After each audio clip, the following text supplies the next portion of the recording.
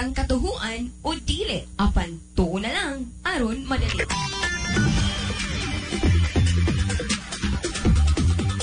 May hapon mga kahandos, welcome na sa atong talabanon ang katuhan dili to na lang ta aron madali. Baik putres po nakatutok 24 oras tungod kay wala magkatulog. O karon sa kompleto ng detalye sa duwa nga balitang katuhan dili to na lang ta aron madali nga naguluhan. China nakadiscover sa pinakadako nga gold deposit sukad sa 1949. O karon ani-ana ang kompletong detalye. Gipahibalo sa China niadtong nakalabang Bernes nga nadiskobrehan nila ang pinakadako nga single gold deposit sukad 1949 o 1949.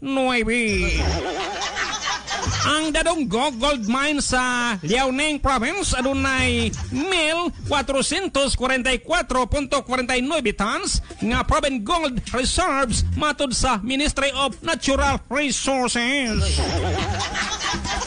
Report sa state-run Global Times nga ang mina nakapasar na sa Economic Feasibility Assessment nga nagtugot sa development ni ini.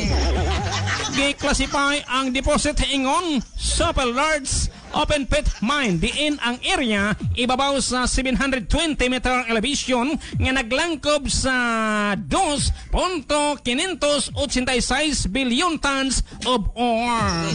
Nga dunay average gold content nga 0.56 gramos kada tons. Atong Osborne Macandos nga ang gold contents din ini 0.56 gramos kada tons. Ang mina na-discovery pinagi sa ka 15-month rapid exploration nga giingong mahimong modelo para sa short cycle high quality mineral survey sa umaabot. Mao kadto ang atong unang hugna sa balitang katuuhan dili tuo na lang ta aron madali. Baik putres po nakatutok 24 oras tungod kay wala magkatulog at ang ikaduha o katapusang hugna sa atong mga balita nga naguluhan. Balitang katuuhan dili tuo na lang ta aron madali.